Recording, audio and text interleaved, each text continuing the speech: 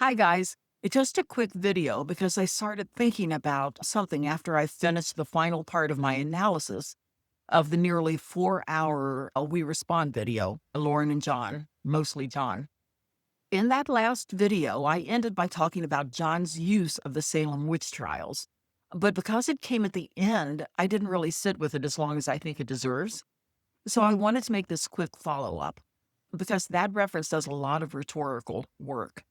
So near the end of We Respond, John brings up the Salem witch trials. And I think that moment is worth slowing down for. Not because I know exactly what he intended, but because of what that comparison does rhetorically. Because Salem is not a neutral reference. When you bring up the Salem witch trials, you're invoking wrongful accusation. You're invoking hysteria. You're invoking public panic. You are invoking people being condemned, not because the evidence was solid, but because fear and accusation took over.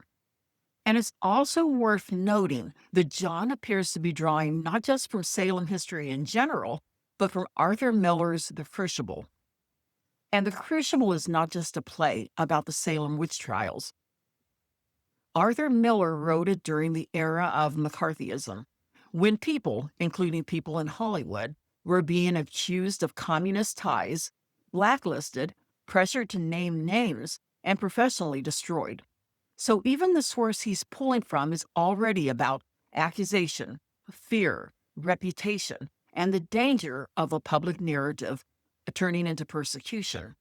So when that kind of comparison appears at the end of a video like We Respond, it does more than add historical color. It creates a frame. And that frame tells the audience how to interpret the criticism.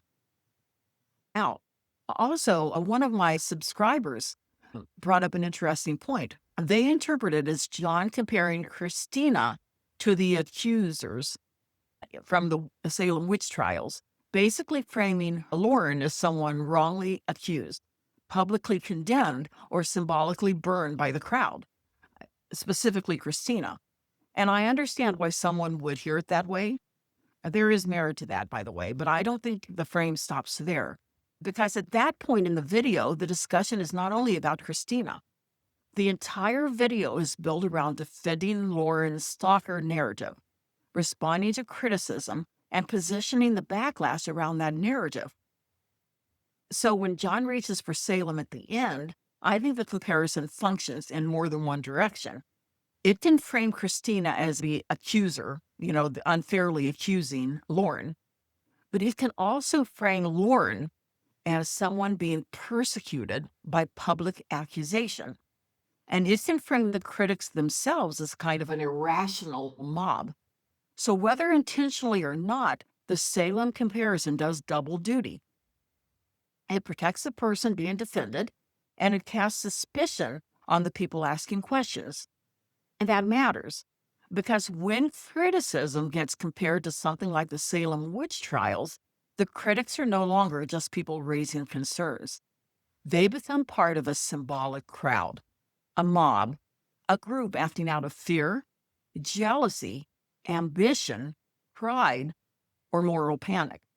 And once that frame is in place, the audience may not be thinking as much about the substance of the questions anymore. They may start thinking about the danger of the crowd. They may start thinking, are these people being cruel? Are they piling on? Are they persecuting someone? Is this another witch hunt? And that is the power of the frame. It changes the question. Instead of asking, are these criticisms valid? The audience is nudged toward asking, are these critics dangerous? And those are very different questions. That's why I think this moment matters so much, because online criticism can absolutely become unfair. It can become excessive. It can become cruel. I'm not denying that at all.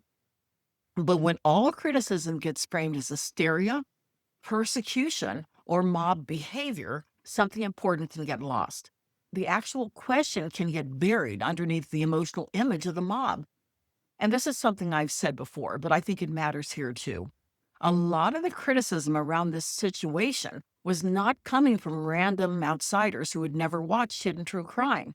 Many of the people raising questions were longtime viewers, subscribers, and even hidden gems, members who had supported the channel, trusted the channel, and believed the original framing. So when that criticism gets framed like a witch hunt, it can erase who those critics actually were. These were not necessarily enemies. Many were disillusioned supporters trying to reconcile what they had believed with what they were now seeing. And that is a very different dynamic. Because if the critics are framed as outsiders, trolls, haters, or a historical mob, then the criticism can be dismissed more easily. But if the critics are former supporters, subscribers, and members who once trusted the story, then the criticism becomes harder to reduce to jealousy or cruelty. It becomes an audience saying, wait, something about this no longer makes sense to me. And that is a much harder thing to answer. So the Salem framing doesn't just defend against criticism, it can also flatten the identity of the critic.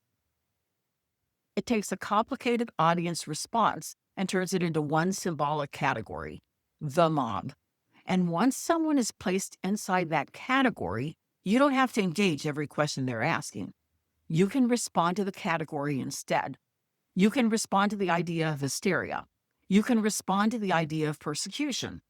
You can respond to the idea of witch hunters. But that still leaves the original questions sitting there. And to me, that's the key point.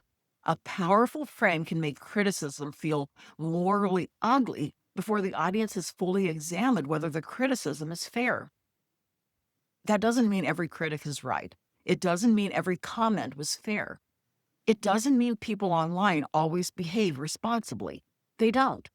But it does mean that when a creator reaches for a comparison as loaded as the Salem witch trials, and especially the Crucible, we should pay attention to what that comparison does. Who does it make sympathetic? Who does it make dangerous? Who does it protect? And what questions does it move out of focus?